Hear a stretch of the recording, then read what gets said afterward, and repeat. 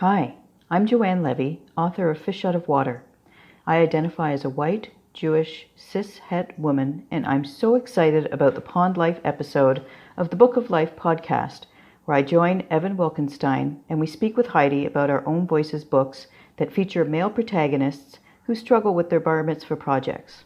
This is Evan Wolkenstein, author of Turtle Boy. I identify as a white Ashkenazi Jewish, cis-het man, educator, and author without disabilities. But I'd also like to use my privilege to boost Black voices. I wanted to take this moment to boost the voice of a Black author who is also a fellow Canadian. It's my mission to write mirror and window books that kids of any background can enjoy that feature Jewish characters. I honestly believe that it's through reading about characters who are unlike them that children build empathy and are more resistant to hate later in life. So while there is absolutely a place for books about the Holocaust and anti-Semitism, my books are about kids who do kid things, but who just happen to be Jewish. So Jewish kids can see themselves, and non-Jewish kids can see we are all the same in many ways. So with that in mind, when Heidi invited me to take this opportunity to use my privilege to boost a Black author, I wanted to highlight a book that is about a Black kid doing kid things.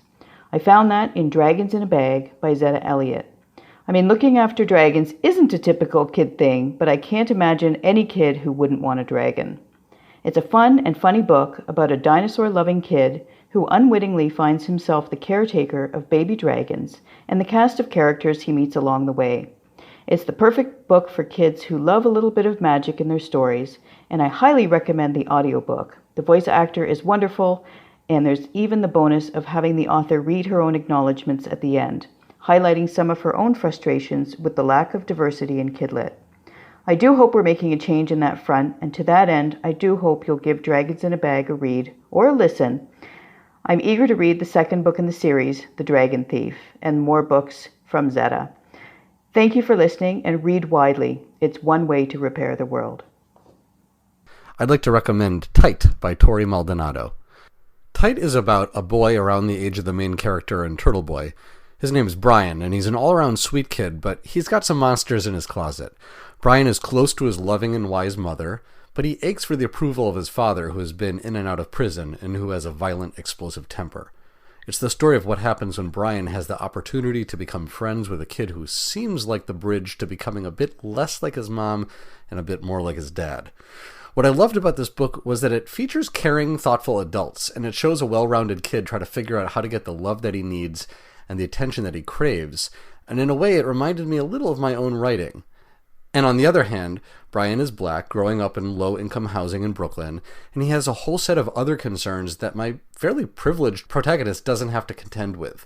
Food insecurity, societal institutionalized racism, mass incarceration, violence.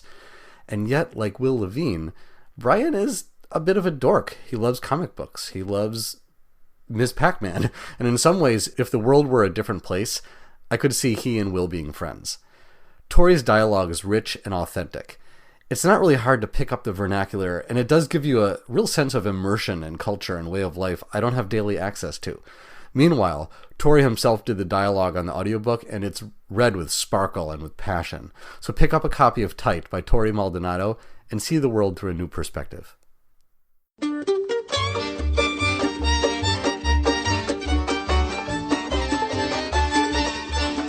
This is the Book of Life. I'm Heidi Rabinowitz. For this Pond Life episode, I paired the books Turtle Boy with Fish Out of Water to highlight the similar themes I saw in both middle-grade bar mitzvah novels. Luckily, authors Joanne Levy and Evan Wolkenstein really hit it off, and they actually helped to interview each other.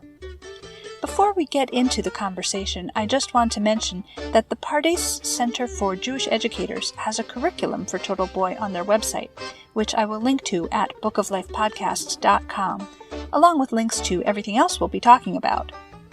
Before we dive into the pond, I want to give a big shout-out to Sidora Ludwig for becoming a monthly Book of Life supporter on patreon.com/bookoflife.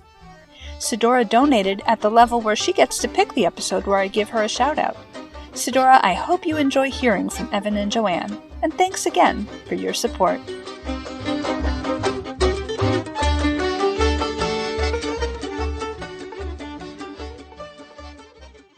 Evan, tell us about Turtle Boy and what inspired this story. So Turtle Boy is based on a difficult year of my life. Both the main character of the book, Will, and I both had a very difficult year. We have had a minor facial difference that made us feel different than other people, that we got some bullying for and some name-calling for, but also kind of introverted and afraid to connect to other people in the outside world. So both the book and my life as a seventh grader were about learning to break out of that shell and kind of swim out into the real world. It started as a comic strip that I drew in order to share that experience that I had with other people, and eventually it turned into a novel. Joanne, tell us about Fish Out of Water and what inspired your story. So Fish Out of Water is about a boy who is gearing up toward his bar mitzvah, and he has to choose a mitzvah project. His best friend is collecting hockey equipment to give to people who can't afford hockey equipment, because here in Canada, hockey is a very big deal and hockey equipment is very expensive. Except that Fish doesn't like sports and he doesn't really want to do something like that. And he knows he needs to do something meaningful, but he can't think of anything meaningful. So he ends up wanting to knit socks because he's seen his grandmother knitting socks, and he loves them. He feels like the knitted socks are like hugs from his grandmother every time he wears them. So to him, that's meaningful. And where I got the idea, I guess just I wanted to write a story about a kid who didn't like regular boy things and make it okay. You know, there's a lot of subtle resistance that he got from well-meaning people, his grandparents and his mom and his friends especially. And, you know, I think right now that the little subtle ways we censure people are unconscious bias.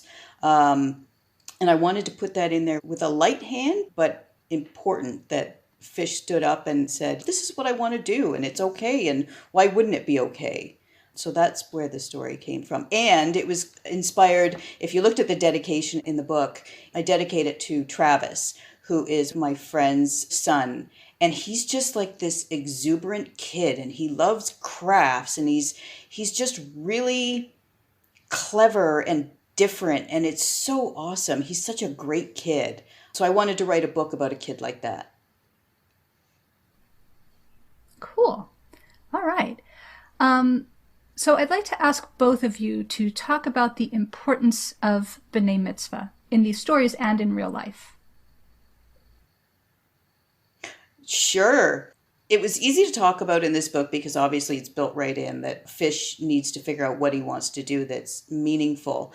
And one of the things that I love about what he ends up doing is it's something so small, but it's something so meaningful, and it takes a lot of work for him to actually knit socks because it is very challenging to knit socks. And it seems like such a little thing to provide socks to people who don't have them, but it's huge. And I read an article about socks being so requested in homeless shelters because it's just something people don't donate. They end up getting a lot of really bad socks, like cotton sweat socks. And if somebody's wearing socks for a week or 2 weeks or 3 weeks at a time, sweat socks don't do it. You need good, solid wool socks. So it just seemed like a great thing that Fish could do and rally his grandmother and all the knitters at Shalom Village and his knitting club to help him for something so small as socks, but it can be life-changing for somebody that needs them. Yeah, so one thing that I thought was the case about the B'nai Mitzvah year is I thought you prepare for the ceremony and then you have the ceremony and then like you're an adult now, because that's kind of the way that the language is around what it means to become a bar bat mitzvah. Now you're an adult member of the community. But anybody who's gone through that experience knows that you just finished 7th grade, you're barely in 8th grade, or maybe you're just starting 8th grade, and the entire world treats you like a child, and in many ways you're still coming along without much change in your life in terms of like additional privileges or responsibilities.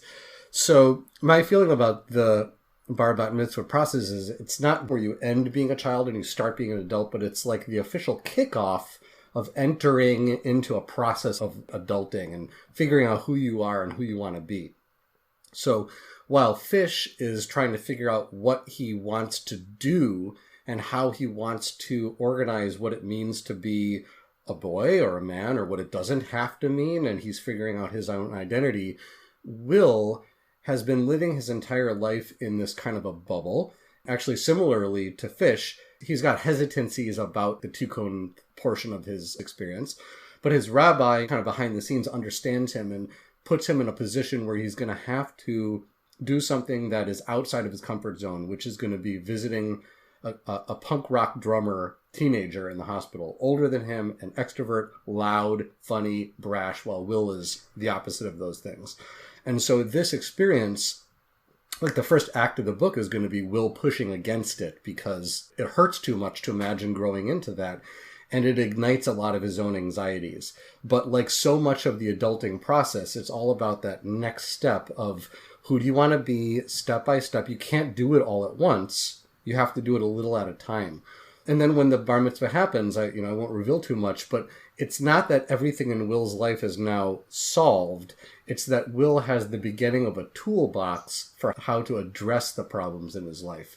And I think that can be a powerful thing for a B'nai Mitzvah to learn, is that as they enter into this new phase, it's not some magic gateway that you go through and you never come back. It's the inauguration or the bon voyage of the beginning of a journey. And you have that year to think about how you want that first year of adulting to be. But it's going to be a long, long process. The Talmud says all beginnings are difficult. The B'nai Mitzvah experience is about making sure that the beginning of your experience, you have as much support as you possibly can. Joanne, Fish Out of Water is a book with a strong message about gender expectations. So as a woman, why did you choose to write it from a male point of view? I think we need more boys and men as allies to solve sexism.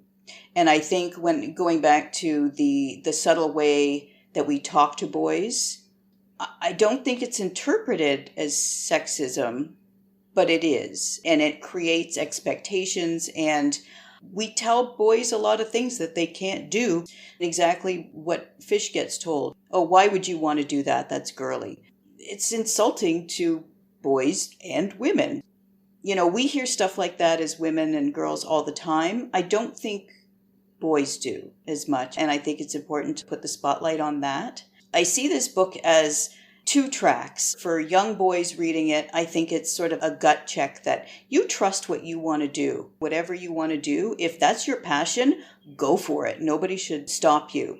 And also for adults reading the book, watch what you say. See the impact of it and think about it and check your bias at the door, because look how you can be damaging a kid who otherwise just has dreams and passions that shouldn't be related to gender.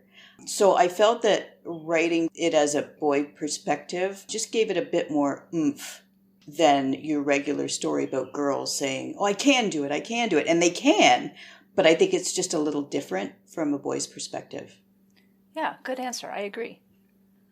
Evan, Turtle Boy is a real carpe diem, seize the day kind of story. Well, first of all, did you know what carpe diem means? I saw Dead Poets Society. Because I was about to say, what does carpe diem mean to you? And I wanted to make sure you know what carpe diem means. What is on your bucket list? What have you done so far on your bucket list? You were talking about going outside your comfort zone. And also, I'd like you to talk about the challenge of seizing the day during a global pandemic. Yeah. One way that I've lived my life really differently than a lot of my peers is I waited a long time, and there's a certain amount of male privilege for this, just biologically, to get married and have kids. So one downside of that is I'm later in my life, but one upside is I was able to do a lot of the things that as a 20-something I had a desire to do, and many of them were really in my bones. I really wanted to travel the world. I wanted to pick up a backpack and go to India, and I wanted to go to Egypt, and I wanted to go to Turkey. I wanted to live abroad. I spent 5 years in Israel. I studied Torah. I did a lot of different kinds of jobs. I've done everything from cooking fast food to working as a high school teacher. And I feel like I've had a really rich and interesting life. And all along the way, I've done a lot of things that I am really proud of. I've played in bands. I've, drawn comic strips. I've played music on the street for change. I've just done a lot of things that as a kid I sort of dreamed about. And then I did them, and they were incredible. And then when I was done with them, I really felt done, and I really felt like I was ready to move on with my life and do something very different. And so now I have a little 2-year-old who's asleep in the other room, married. And so Seize the Day to me now as an almost 46-year-old is completely different than what it meant when I was in my 20s. In my 20s, it exactly meant go out there and find something crazy to do and just do it. Get on a bus, travel somewhere that you've never been before, and see who you meet, and just kind of throw yourself on the kindness of opportunities as they come. There were times when I was the only person I knew in an entire country. I didn't know anybody in the country, and I would just make friends and find a place to stay and live life. Now that's not what Carpe Diem means to me. Now it means every minute when I'm with Anna, my daughter, be with her. Like, my phone is very tempting and I really want to pick it up to check my email. No. Stack the blocks with her. Or I think about an email that I should be writing to somebody. No. Join her in the storytelling. And it's really hard and there's a lot of distraction. But to me now, it just means being very present as a dad, as a husband, as a different kind of person than who I used to be. And I think the pandemic plays into that. And I'm really aware that I have a circumstance that is very privileged. I think about that a lot. I have space. I have a house with an office that I can go to. I have a backyard I'm looking at some beautiful bamboo there. I know that is not everybody's circumstance. I'm very grateful for that. And it's leading me to do a lot of thinking about how my privilege fits into the choices that I have to make in my life and the struggles that I need to think about joining in. So that is on my mind. But at the same time, it can be an opportunity to turn inwards. And in a world that is constantly pushing us to go, go, go, it's a little bit like, it can be a little bit like Shabbat, like stay and be. And I think anybody who's really conscious of this knows that we can't just celebrate this as a giant Shabbat because people are sick, people are dying, people are suffering. So this is not something to celebrate. But given the fact that we're put in this situation, trying to learn from it what we can is really essential. All right. This question is for both of you. What was the hardest part of your story to write, and what was the easiest? Some books are just magic, and they write themselves. It does not happen very often. Usually there's a lot of blood, sweat, and tears that goes into every book and every word. This one was not that book. This book just fell into place. And I'm not an outliner, but it just worked. So please don't hate me, other writers. It never happens. It won't happen again. But this one really worked. So I'd have to say the book as a whole. The hard part was checking my own biases. It really came into clear view where I stand on things and my assumptions. Growing up in a family, I was the youngest and the only girl, 3 older brothers. And, my parents always said, you can do whatever you want. You can be whatever you want. And they were always extremely supportive that way. But there was a lot of differences in how we were treated. It was always expected that my brothers mowed the lawn and did outside work. And it was always expected that I cleaned the kitchen and just little things like that. And it occurred to me as I was writing this book that these are the little things that we don't notice, but that kids do. And kids don't come into this world knowing about bias. They learn from these little things, and as well-meaning as they may be. So this really gave me the opportunity to examine where I'm coming from and the things that I say and even the way I look at things, because you don't even notice. And it's so subtle sometimes that it really opened my eyes to how I look at things and how I treat myself and others and how I think about what we say to kids. The hardest part for me was I'm the same person I always was. That 7th grader is still in me. But I am a very transformed person. I've grown up and changed in so many ways. So one of the most difficult things was creating a 7th grade character who's kind of a persona of me. My first name is Matthew, Matt. And Matt and Will are like anagrams. Like the W becomes a M, the vowel, and then the 2 kind of long, tall letters. Like Will is me, I am Will, but not as a fictional character. So one thing that was very challenging was how much of the kind of misanthropic, grouchy, closed off me that I was as a 7th grader am I going to force onto my readers? And to what extent am I going to say, let's just create somebody here who a reader can connect to and not feel pushed away from? And it took a lot of drafts to develop somebody that you might root for, even though you could see him really struggling. If that happened, that is in no small part because of the incredible editing of people like my editor at Random House, Beverly Horowitz, who pushed me to let go of my grip on who Will needed to be and let him be his own new person. Which ironically is what we're talking about today, like letting people be themselves. I needed to let my character be his self in the same way that I think our books are very much about letting people discover who they really are.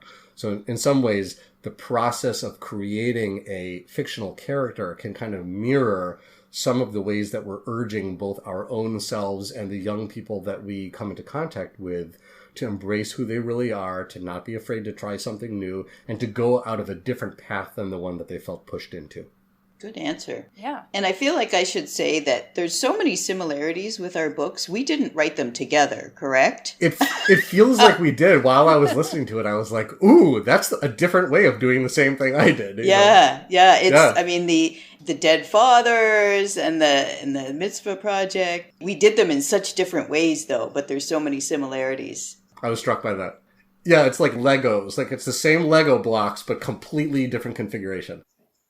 Well, relating to how the books were so similar, both of these books feature our bar mitzvah boy who's a good kid, a model of non-toxic masculinity, and they're both learning to embrace their true selves.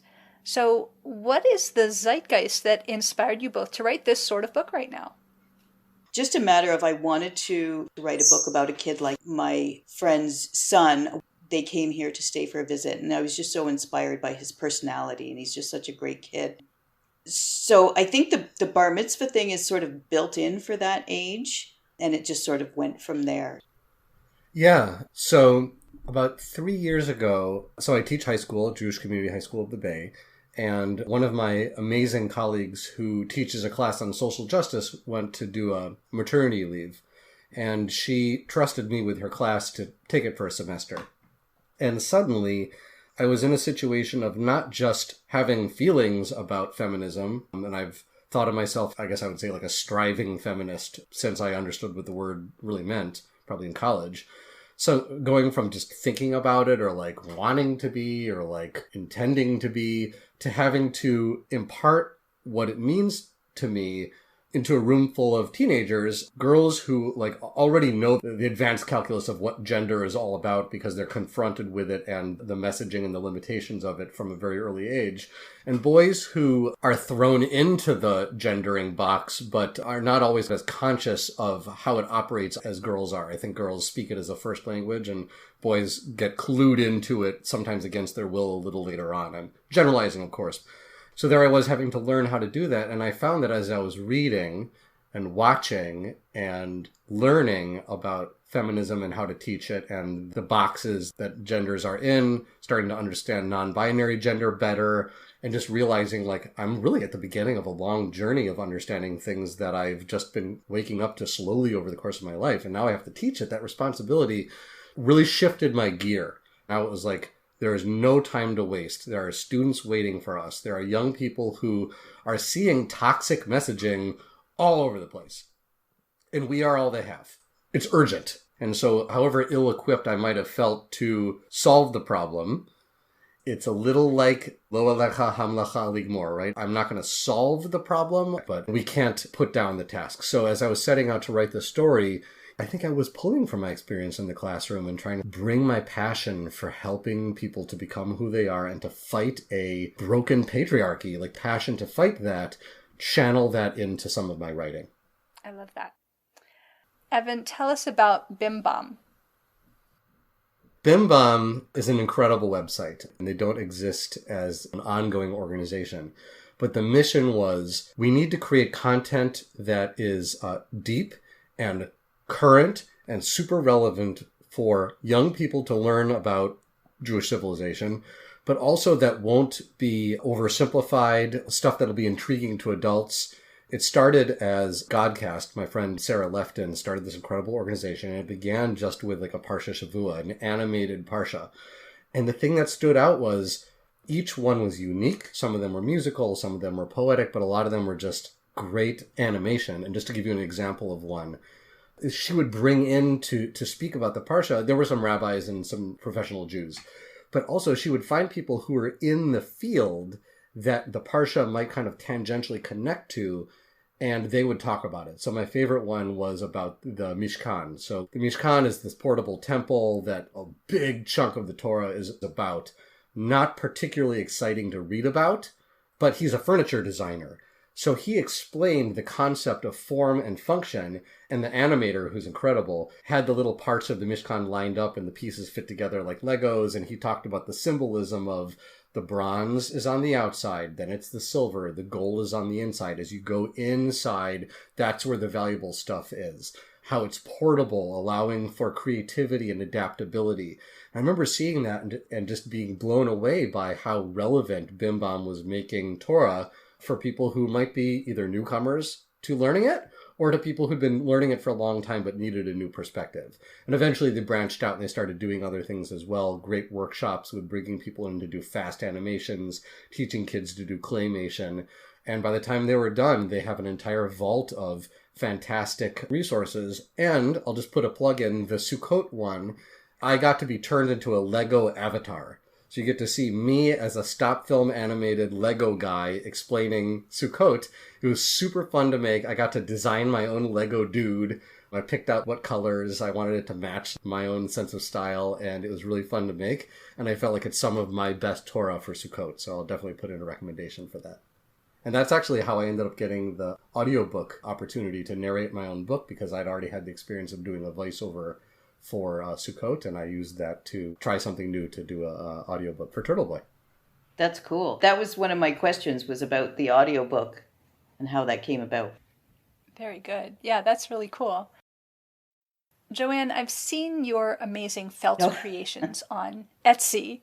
So tell us about felting. Is it related to knitting? Not at all. Not at all. You take wool roving, which is, if you think of wool as a fiber and what people use to spin into yarn, I use that raw material, and I have these special needles that are barbed. And when you stab the barbs into the wool roving, it knits the fibers together. So it's kind of a weird craft. I do have a couple videos on my website if anybody wants to know what felting is about. I came to felting in the last couple years, and it's my meditation. It's what I do to keep my hands busy, and it's just a really fun craft. And actually, right above me, I did that rooster. Your listeners won't be able to see the rooster, but I did a rooster. And my house is filled with felt creatures and plants and all sorts of weird stuff. Awesome. And just to describe the rooster, it looks like a framed rooster who is sort of 3D coming out of the picture frame. And there's a terrible story behind it. I sent a manuscript to my agent. It was Tree Life that's coming out next year. And a character looks up at a clock on the wall, but there was a typo. So I ended up with a chicken on the wall.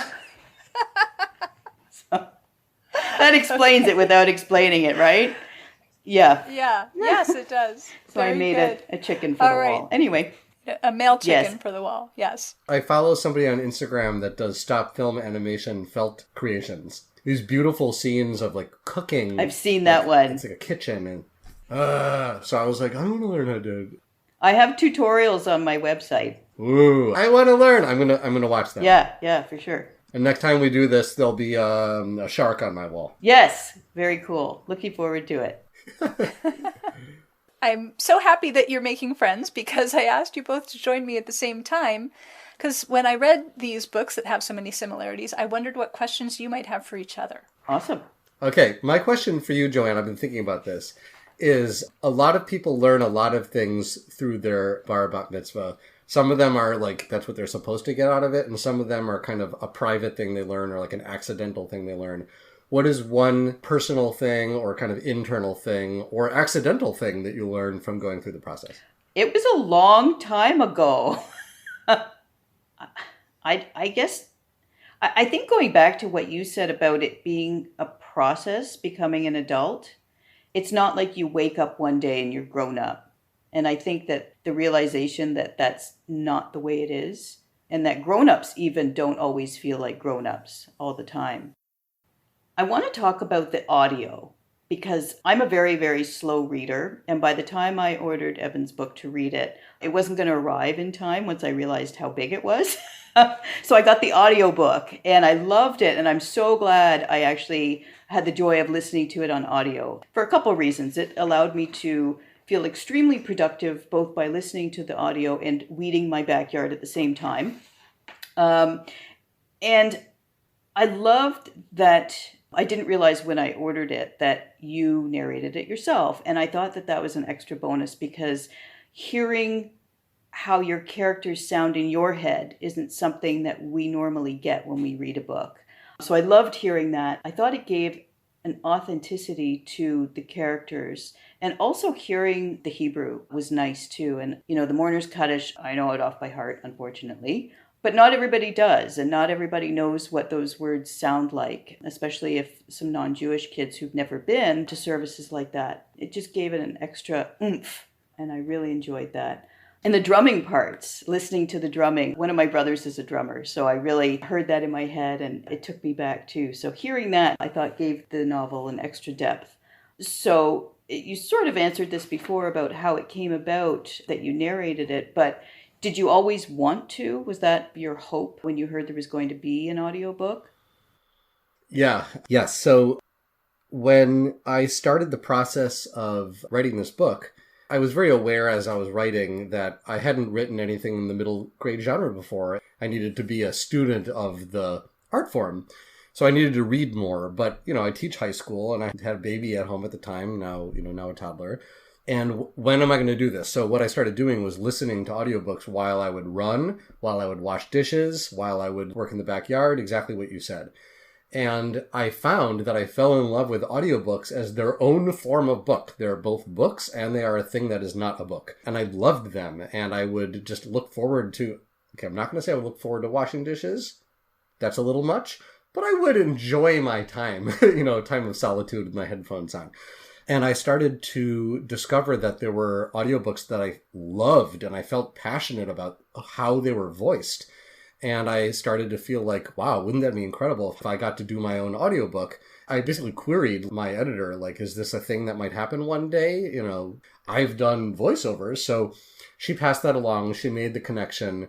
I suddenly one day got this email saying, we'd like to consider you to do this. And I jumped up and down. I was so excited. The interesting thing is the voices of the characters as you hear them is not how I thought they would sound. Oh. Yeah, isn't that incredible? And which I think mirrors so much of the artistic process. Things often don't end up the way you imagine them at the beginning, which is the whole artistic journey.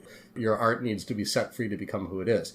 I had an amazing director, Lisa Watstein, and she would be in my headphones, and she would say, like, okay, bring it down, bring it in. Bring it more internal. Where are you now? What are you doing now? What are you feeling right now? So like Will's voice would, I think I pictured him being more like loud and brash and kind of obnoxious more often. And it was her touch that made him come more in. And I pictured RJ being kind of grouchy and gruff. And she guided me from that into an RJ who's a little bit more like a young Owen Wilson or like a young Keanu Reeves or something like that. Like, I think that's kind of how he sort of sounds. I mean, he is from Hawaii. He's got a little bit of aloha in him, and he brings that out. I totally owe those characters to my director. It was a challenge to let go of my old sense of how it was going to be, but it was like, I've come this far in the process, trusting the kind, thoughtful feedback of good editors. I'm not going to stop now because I had something else in mind. And then you commented on the Hebrew and the drumming. That was the area where I really had in my mind, like, ba-ba-dum, ba-ba-dum, boom, boom, boom, for the Kaddish.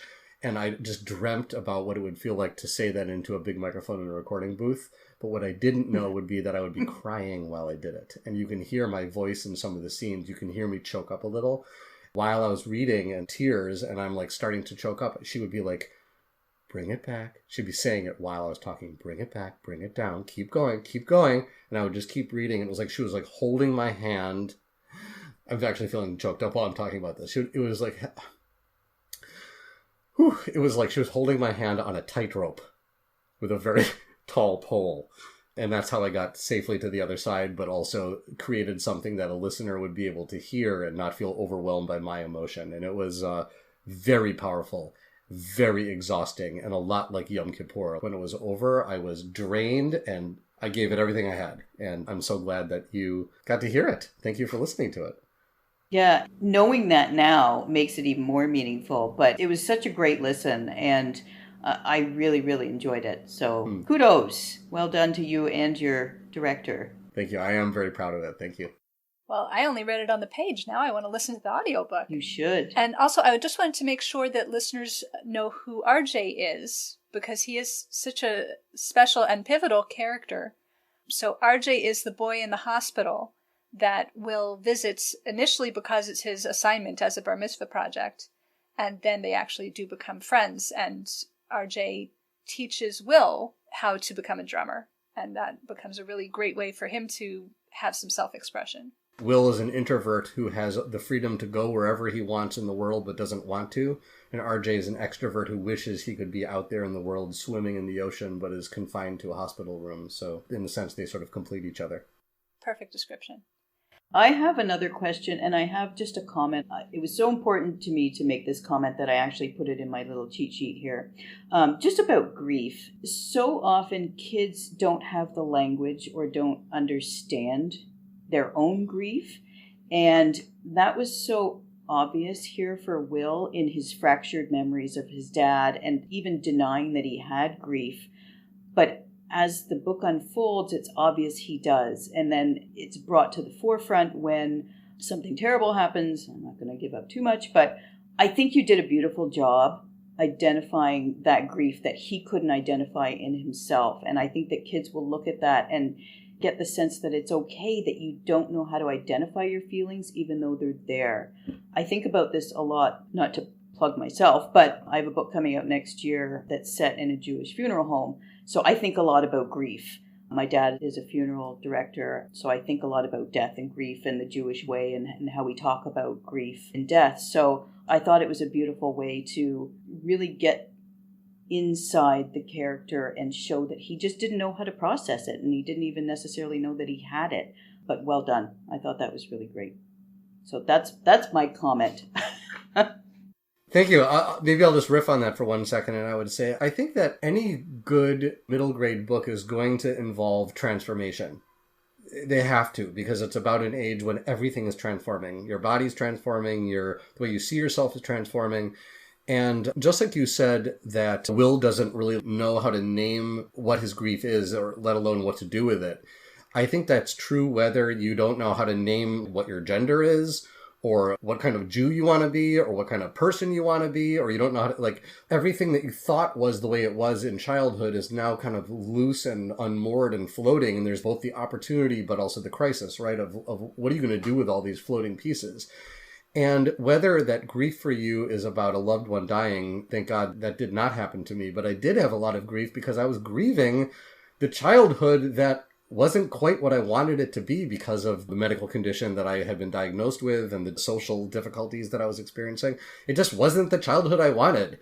And so I was angry about that, and I was confused about that. And I was like, why would I want to be an adult now? I didn't even get the childhood I wanted. So I think that grief is one of these things where it takes different shapes for different people, but ultimately it's all about the fact that we don't have control and we can't hold on to the things that we want to hold on to because change is the one constant. And I think that I saw in your book as well a character who was grieving in his own way to discover that the adults in his life didn't see him for who he was. But it's redemptive because at the end of the story, he's able to move the needle and he actually leads more adults. His grandfather, I think, is a great example, is able to become a better grandfather and probably is proud of who he's becoming but probably locked up in that man is a grieving person who wishes they could be something else, but we're told, oh, it's like the Bare Naked Lady song, What a Good Boy, right? We have chains hanging around our neck. We all do. We all have these chains, and they're suffocating us, and we suffocate each other with them because we don't have the language for it. So if our books can help give language to suffocating people to breathe, and I want to be respectful of that terminology, especially right now, but also give honor to that terminology right now. I mean it both humbly, but also aware of the larger implications. But if we can find ways to help society to give people the air to breathe, the language to say what they're feeling, the space to become who they want to be, the lane to drive in, right? To learn how to navigate on their own, I think that we can support each other in that grief rather than become yet another obstacle. And I think that authors and teachers and parents and the role models in kids' lives have that awesome responsibility, which is I see you're grieving, I see you're in pain, I see you're in transition, and I will be here to hold your hand through that process. Well said. Yes, absolutely. And thank you for the caveat about breathing as a both literal and metaphorical issue is a very fraught concept at the moment. I just wanted to mention a podcast about death that you both might be interested in if you haven't heard it. It's called Death in the Afternoon. And the host is a very, very funny woman who I think is a mortician or works in the industry. I'm not sure if mortician is technically what she is, but she's something in that realm. It's a really good show. Thank you. So just to mention that. Writing it down. Did either of you have any other questions for the other? Yes, Joanne, I have a question for you. Sure. Okay, so that curveball that I threw at you earlier was about the unintended lesson of the B'nai Mitzvah process. My other question for you is, what was one moment, and you said that this book was like one that sort of wrote itself, the miracle, right? It's like a unicorn book. But probably there was also something that was stuck at some point, and then like the stone got loose and you were able to make it for the next stage. Could you tell us about one of those stuck moments? No. Wow. Honestly, I didn't. It was just such a wonderful experience, and it was almost like a meditative state that I just wrote this book and it created itself. I feel terrible that I can't even come up with. I mean, there was a joke that me and my editor had. She wanted to take out Carla's purse, the bus driver. And it was sort of the running gag through the book that Fish had to sit beside this purse. And she's like, oh, we have to take out the purse. And I'm like, no, it makes me laugh when I think about the purse. So we left in the purse. So that. Okay, then I have a backup question for you. Uh-oh, I've been thinking okay. about this as well. Okay, so names are obviously important in both of our books. Will is an anagram of Matt, my first name. And I even have a little trinket that sits here. It says on one side, I can, and on the flip side, it says, I will. And that ties back to Heidi, you asked about the Carpe Diem, like about the urgency that we have to transition from can to will for so many things in our lives. So my question, Joanne, is his name's in Fish Out of Water, obviously, and that's one of the main metaphors. But I'm wondering, how did you come to that name? Did the name breed the idea for the book, or did the book set it up and then you came to the name, or is there something else to it? I love playing with names. I love shortening names. All of my characters, I think, have a shortened name. And there was a book I wrote called Bird Brain. While I was writing it, I wanted to name a kid Cabbage. For some reason, it just came into my head. I wanted to name this kid Cabbage. And it was the best friend. I made his mother French, so she called him Petit Chou, which is French for cabbage. And the book never sold. And it really bothered me that I named a kid Cabbage and it never got out in the world. So I wanted a really weird name, and it just worked, Fishel. And I knew he was a Jewish character, and I wanted him to have a Jewish name. I think I was on a Jewish baby naming website, and I saw Fishel, and I thought, Fish. I am naming this kid Fish. I just like weird names. I don't know. I was struck by that both because of the metaphor of fish out of water, but also, like in the Torah tradition, fish are associated with righteous people. Didn't factor in at all. I just wanted to name a kid Fish, and Fish Out of Water as a title worked. I wasn't even sure that they would let me keep that title. It's on a few different books, but they loved it, and the cover really worked with the purple fish, and that's one of his favorite colors, and it all just sort of fell into place, like everything else with this book. Nice. I had one more question for Evan, if that's okay. One of the things I loved about your book is that so many of the parts of the book were so personal for you. The music obviously was personal, and you could tell by the audiobook that you're a musical person. Will's health issues, your connection to Judaism. Was there any part of the book that was difficult for you to write because it was so personal? Yeah, the part of the book that I fought against the longest was probably how to construct Will's mom. My parents are great people, and I grew up in a very loving home, but also they were unable to save me from my adolescent suffering, and I think that's always going to be the case. So I think at some deep level that only therapy and writing and maybe dreams get to, there's some unresolved stuff that I have about who my mom is and who my dad is. Interestingly, in all the fiction that I wrote in my 20s, there's not a lot of dad characters. There's some interesting male mentor characters, but they're usually not a dad, even though my dad was a mentor for me. And the mom characters in many of my stories tend to be kind of abrasive, even though my mom is actually very gentle. So I think that when I am writing parents, there's like constraints in me that don't want me to write certain versions of parents, because I think I have like an allegiance to who my parents were and I want to do them justice, but I feel a little controlled by it. And my editor, Beverly, she actually like threw it down about 6 months before the final edits would even be possible. So like the Neila doors were closing. If there's going to be any changes, they need to be now. And the momentum towards wrapping it up and getting it off to the printers was starting to build up. And she called me one day and said, I need to tell you something. Will's relationship to his mom is not going to work. His mom is too unplugged. She's too disconnected. Will is too grouchy at her. Their dynamic needs to shift, because the first readers of books are not going to be your target middle school kids. They're going to be parents, they're going to be teachers, they're going to be librarians. And if parents, teachers, and librarians pick this up and say, all I see are adult characters who don't understand the kids, they're not going to put that in kids' hands. Now, that's a logistical concern, but it did also ignite in me this feeling of like, well, I do want to have adult characters that adults can feel intrigued by and that are not one-dimensional. So it was really hard to create a mom who was trying as hard as she could and yet was limited by her grief and was limited by her fear about the world. She's longing to connect for Will, but Will is pushing her away, but they so clearly love each other and need each other, but they can't get into harmony. And it was hard to get the balance of like, one is pulling, the other is pushing, and then the reverse of that. And by the end of the book, I think you can start to see the beginning of a sort of equilibrium. But it took a lot of revisions and a lot of drafts. I'm not even sure what the mom's name is, even right now. I think it's Erica. It changed so many times, because every time I would reimagine her, I would have to give her a different name just to like start over with a different mother. But I'm really happy with who she is now, whatever her name is. I think it is Erica. It's only used once in the whole book.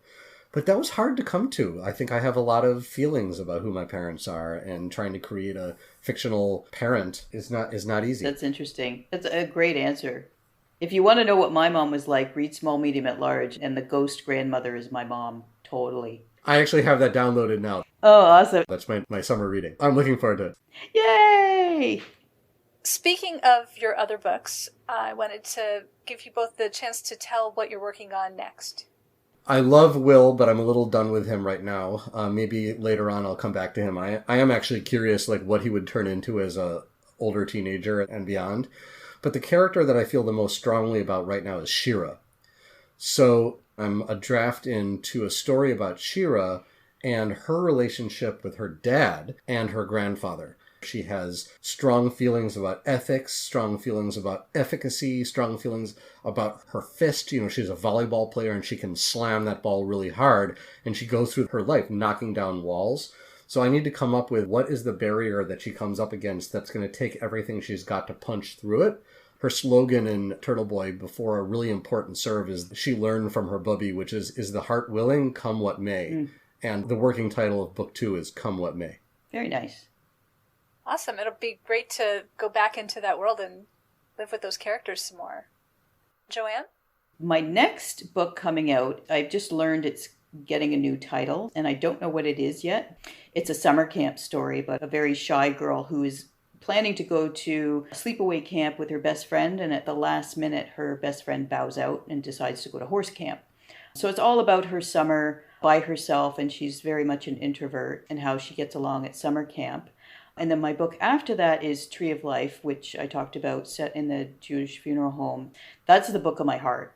My dad came to working in the funeral home later in life. I think he was in his 60s when he started. He was part of the Shever Kadisha for a while, and then he started working there and managing funerals. So it was something that I wasn't exposed to as a kid, but it's fascinating. And I wanted to show kids what happens at funerals. So it's set at a family-run, family-owned funeral home where Evie grows up, and it's just another job, and she dusts caskets and she hands out tissues at funerals, and it's just her part-time job. And she meets a boy that comes in after a trauma of losing his parents in a car accident, and how they become friends and learn together about the funeral process and grieving and trauma and all that sort of stuff. So I'm super excited about this book. That sounds fascinating. I hope so.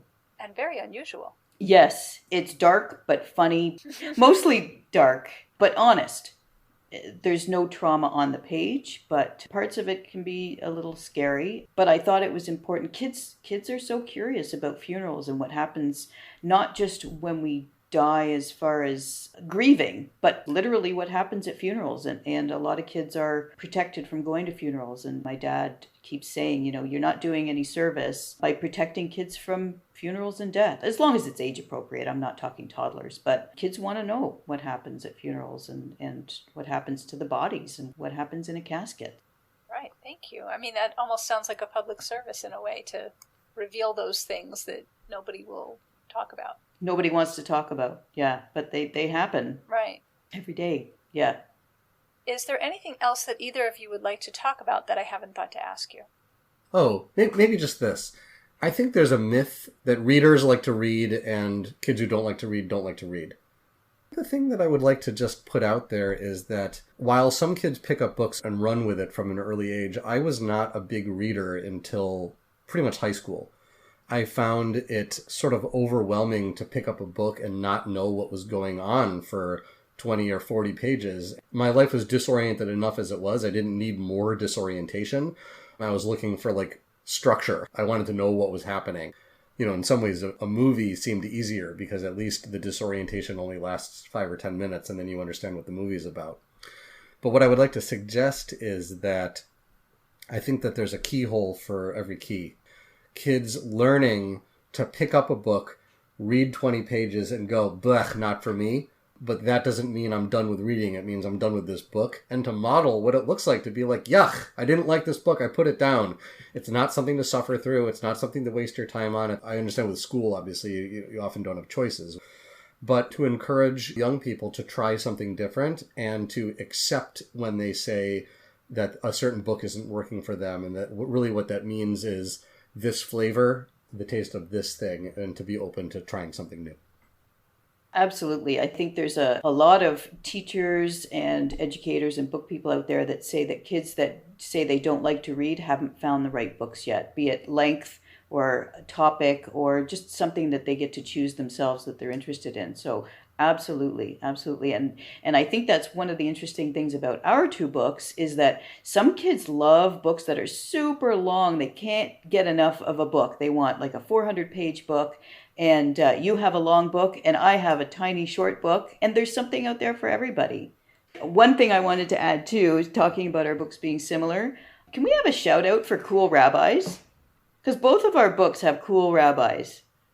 You don't always see a lot of that, and it was important to me. And the rabbi in my book was inspired by an actual human. He's the new rabbi at my parents' synagogue, and he's just a cool, young, really engaged, community-focused, smart guy. And I wanted to show a young, cool rabbi. And you did that too. Maybe not as young as my rabbi, but you had a cool rabbi too. I like that. Thank you. Yeah, those role models that we either had or wished that we had. In my case, I got a lot of my role models from movies. There's a little bit of Yoda, I guess, in Rabbi Harris, a little bit of the hidden trickster. I think that, Rabbis come in many forms. Some of them look the way we think they will. Some are small and green and wrinkly, and some might not even be human. So That's great. That's a perfect shout out. So my last question, it's Tikkun Olam time. This is your chance for a little bit of activism. What action would you like to invite listeners to take to help repair the world? Going back to what I talked about before about the socks, it's kind of cheating taking from my own book, but the little things, just thinking about something that you enjoy doing that is meaningful to you, that can mean something huge to somebody else, like knitting a pair of really good quality wool socks that somebody will cherish and wear all winter and be thankful to have and that they deserve. I like to focus on little things and what you can do. And then it doesn't seem so overwhelming that you have to change the entire world in one big step, just little baby steps. And if we all take baby steps, we can all get there. one form of activism and Tikkun Olam that I'm very interested in right now is phone calling. Phone calling is awesome because it actually does have a direct impact on the world around us. It can have an impact on legislation. It can have an impact on how our leaders and politicians see what's in front of them. And I think up until recently, I've always felt a little silly when I would get on the phone and call and I would be reading off a script and I would just feel awkward and do they even care? But now I've discovered the power of being vulnerable and being open to that. So what I've been doing, and I want to offer as a model of activism, choose your cause. Obviously, there's some very important ones happening right now. A lot of Instagram influencers who are doing very important stuff will tell you, here's the number to call for this particular action. And a lot of them, you call it, you don't even have to dial any numbers after that. It'll call one number after another, and all you have to do is say the script. So the vulnerability thing that I've learned to be okay with is the phone connects. And I say, my name is Evan and I'm in California. I know I don't live there, but I feel really strongly about this cause. I'm about to read a script, but I want you to know that it's really from my heart and I feel really strongly about it. Then I read the script and then I hit the pound key and it goes on to the next call. I want people to try that. That's my activism of the week thing. And I imagine when Anna is a little older and she can hold the phone and speak with me, I want to do that with her. And I want to show her that your voice means something and that there are ways to get your voice out there. Some of them involve a megaphone and some of them involve a telephone. And I want to put that out there as something to try. If you haven't tried it yet, pick up the phone, make a phone call. I love that suggestion of just admitting that you're reading a script, but explaining that you're reading it because you agree with what it says and you think so too. So that's great advice. It was a big mind shift for me. I no longer feel like I have to read it as if it's my own words because it is from my heart. So I saw a lot of parallels between the two stories, but it was a happy coincidence that the themes of the books matched as well, because between Turtle Boy and Fish Out of Water, I felt like the whole thing was taking place in a sort of metaphorical pond with all of these adorable creatures. And cool rabbis. And cool rabbis. Yeah, so, in my mind, I think of this as the pond life episode. Yeah, and a pond is halfway between a puddle and the ocean. So maybe these are stories about, the transition to the wider world. I love that. That's so smart. You're so smart, Evan. Joanne Levy, Evan Wolkenstein, thank you so much for speaking with me. Thank you. This was super fun. I had a great time, and I want to say, Joanne, thank you for writing a book that held kind of a mirror up to a book that I wrote. I feel that the two of our books together are good friends. I would like Will and Fish to hang out. I think they'd appreciate each other. I think they would be best friends. Heidi, thank you so much for giving us both this opportunity to meet each other and read each other's books and find depth in both of them. And I feel like our books are holding hands, and I love that. Aww. It's beautiful. Yeah, thank you, Heidi. It's beautiful. You're very welcome. It was a perfect shidduch. Hi, I'm Sophia Pasternak, the author of middle grade fantasy novel Anya and the Dragon and its upcoming sequel, Anya and the Nightingale, and I'll be joining you soon on the Book of Life podcast. I'd like to dedicate this episode to any little Jewish kids who really, really want to see themselves making friends with dragons.